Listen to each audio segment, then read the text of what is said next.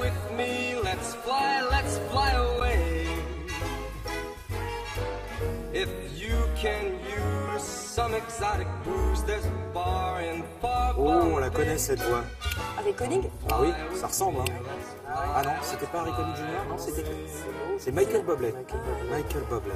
Et alors pourquoi? Parce qu'on va vous parler de Peter Pan. Alors Peter Pan, vous dites oui, je sais, à toutes les sauces, au cinéma, en livre pour enfants, en pièces de théâtre, etc. Oui, mais non, vous n'avez pas encore découvert le ballet. Le ballet, en effet. C'est une production américaine au départ, qui a fait le tour des États-Unis et qui a évidemment empli tous les grands théâtres là-bas.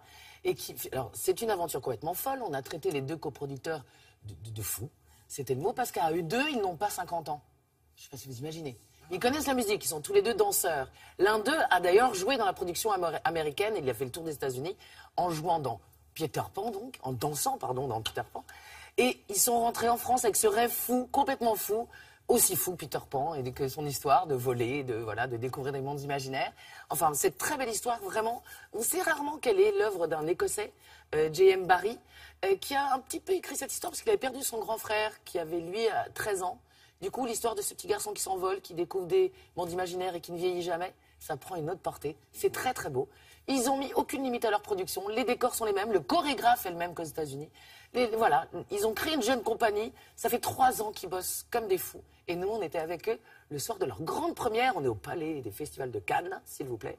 Et bon, il y avait beaucoup d'émotions. C'était très, très touchant. Ils sont 50 à bosser dessus, 30 sur scène, 20 derrière. Ils nous ont tous accueillis.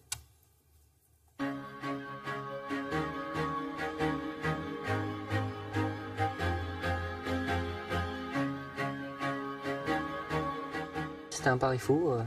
Justement, on nous le répète souvent. Ça représente 2 années de travail où j'étais avec Rémi, l'initiateur du projet. Voilà. On a vraiment tout donné pour ce projet, vraiment tout fait pour qu'il voit le jour. Et là, pour la première fois, c'est le cas, quoi. Donc c'est vrai que je suis vraiment ému.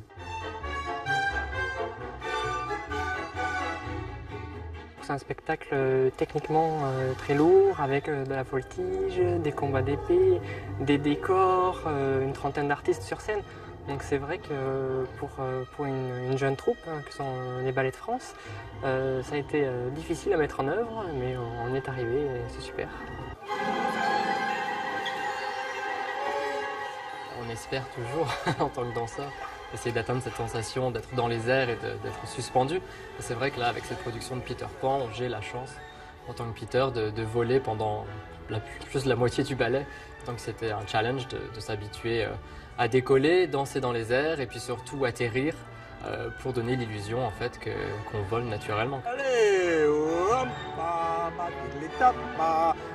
Michael Pink, le chorégraphe, a créé cette production maintenant un peu plus de 7 ans aux États-Unis avec sa compagnie, le Milwaukee Ballet. Il a créé donc les pas et avec une équipe technique, il a créé les décors, les vols, les lumières et puis même la musique a été composée pour le ballet. Donc c'est vraiment, je pense, une œuvre qui lui tient à cœur et donc ce soir, on va tous essayer de faire de notre mieux pour qu'il soit fier et puis surtout pour que le public passe un bon moment. De nombreux éléments de ce spectacle ont été pensés, réfléchis, designés par plusieurs créateurs. Donc il y a un designer lumière, un designer des décors, le chorégraphe, metteur en scène. Donc ça a été autant de difficultés à surmonter, donc d'amener les costumes, de reconstruire un décor identique à celui qu'il y a aux États-Unis, de rassembler ces danseurs pour créer ce spectacle. Moi j'étais danseur, donc j'aime beaucoup le ballet. C'est une esthétique incroyable, ça fait partie de notre culture.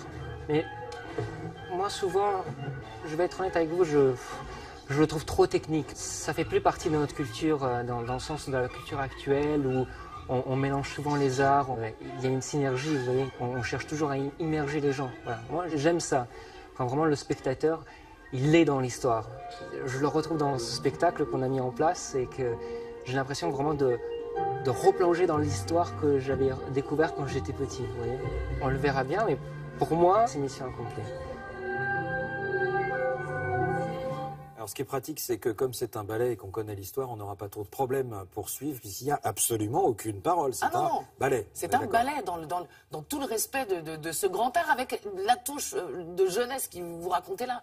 Ils ont envie de dépoussiérer le truc, tout en étant eux-mêmes très très bons danseurs. Donc ça rigole pas. Hein. À la barre, c'est exactement pareil qu'à l'opéra. Ça rigole pas. Alors, vous me précisiez un fait intéressant, c'est qu'en fait, tous les droits de toutes les adaptations de Peter Pan vont où? Tous les droits reviennent à un hôpital pour enfants de Londres.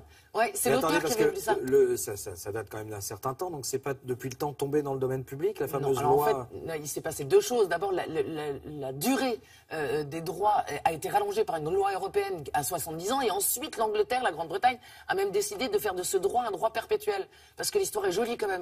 Que l'histoire de Peter Pan vienne guérir des enfants à Londres, c'est plutôt pas mal. Et ça marche en plus. Vraiment, l'hôpital, enfin ce service n'est financé, enfin pas que par ça, mais en grande partie, on imagine, par les droits de Peter Pan.